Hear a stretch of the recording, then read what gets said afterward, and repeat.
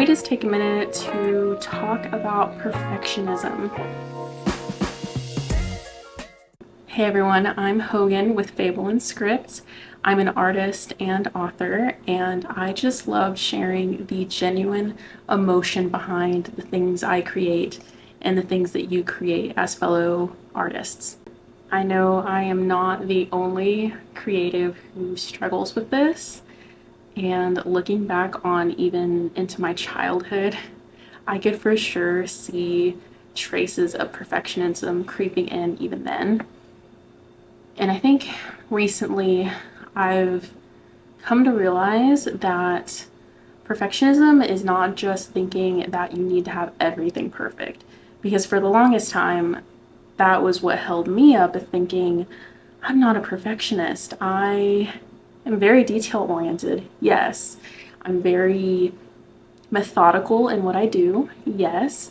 I've always been pretty happy with the fact that I can get to a point in the moment where I feel like something is good enough to be done. But what trips me up is after the fact, after I've finished, after I'm done with whatever it is I just worked on, then I look at it and I see all these flaws.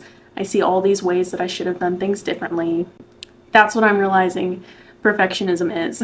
I've heard a lot more people talking about it recently, and I've had kind of a little bit of a light bulb moment, if people still say that, of realizing it's not that you think everything needs to be perfect, it's that you see the flaws in everything you do, no matter how perfect it is or isn't. And yeah, I fall into that category, unfortunately. It leaks into really every part of my life, and I think that's common. I think a lot of artists have this issue. A lot of creative minded people have this issue.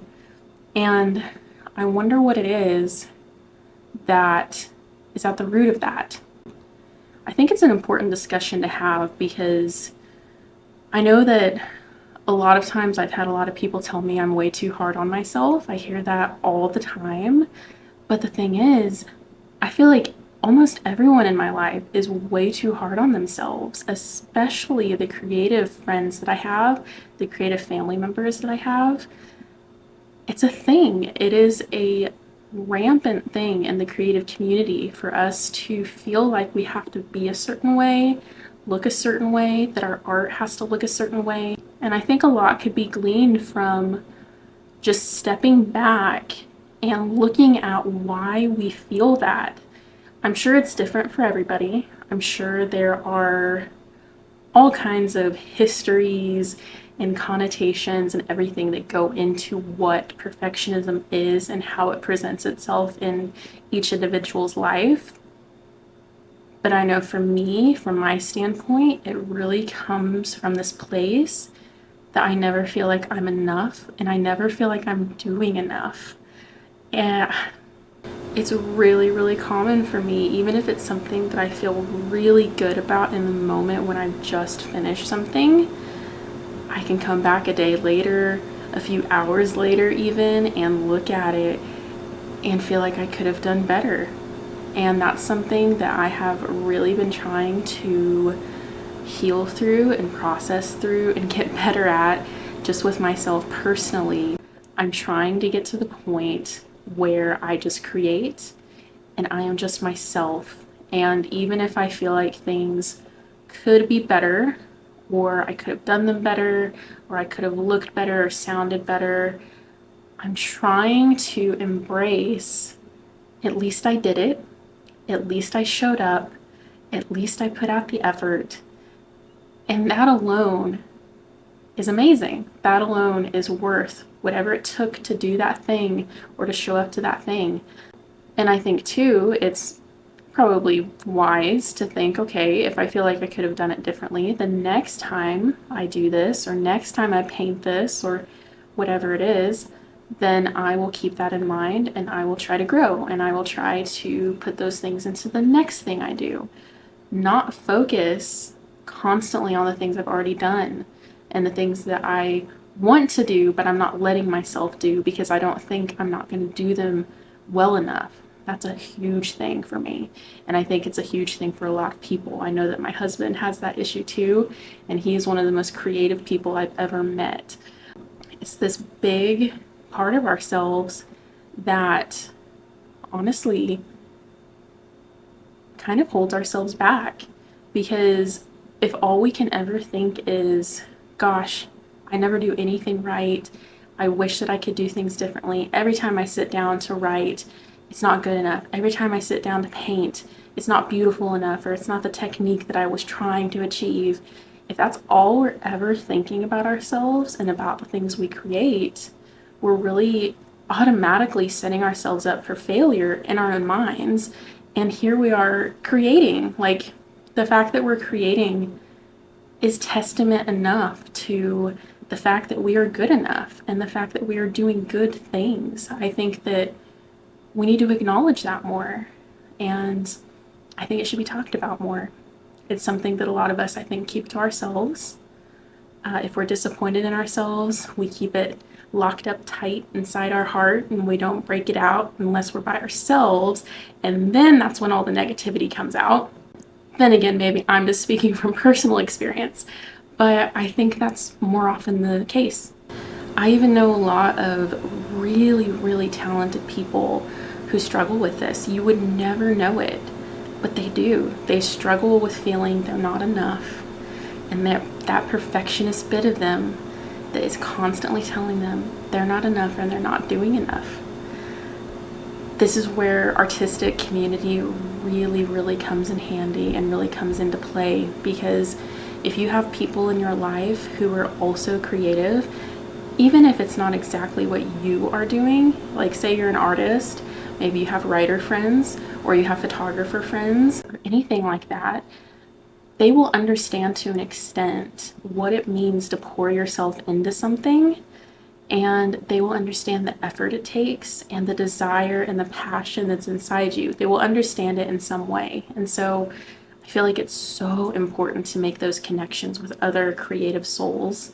It's so important to surround yourself with people who can feed into you the encouragement that you need. And then vice versa, it's really good to be able to be that for other people, because if we can speak into other people, even the things that we need to hear ourselves, it's good. It's healing. It brings growth and encouragement, and it is so needed. I think especially because we live in this world where we're constantly surrounded by what other people are doing. We're constantly seeing better art. We're constantly reading amazing books. And I know that's something for me. I'll read something and there's a small part in my brain that's like, you will never write anything as beautiful as that. And that is such a disservice to myself to do that, because I'm growing. I may very well one day write something that is poetic and beautiful, and I may think at that time that it's not enough. So I think it's time to make these decisions, to stop being so hard on ourselves, stop seeing every flaw, stop expecting yourself to fail when you're doing the opposite of that. You are creating, you're living your life, and you're being you. That's all you need to do. You're succeeding just in that. I hope that's a little encouraging, at least. These are things that run through my mind a lot, and these are the things that I want to speak into other people, into my creative friends or acquaintances that I know. I have a lot of really cool conversations, even with people in coffee shops, fellow artists or photographers or business owners. And these are the subjects that really come up a lot, I feel. A lot of people are searching for growth and encouragement, and a lot of people are searching for self-validation and self-love. And a huge part of that is being easy on yourself and just having fun and pursuing your passions and being you. So I hope you can relate to that. If you like this type of content, let me know. If you want to hear anything in a similar vein, or if you want to have a different conversation started, let me know in the comments. And if you would like, please please subscribe and like. It really helps a lot. I'm trying to build a little bubble that hopefully can be a safe place for other creatives and other people striving for self-acceptance, emotional growth, and everything kind of in that sphere. So if you fit into that, please stick along. I think I always say stick along, and I mean to say stay along or tag along. I don't know. I always say the wrong thing, but I'm not going to cut that out, even though my perfectionist side wants me to. So just stay if you want to be here. If you're that type of person who wants a little bit more of a real talk about creative endeavors, I'd love to have you here. Thank you for watching.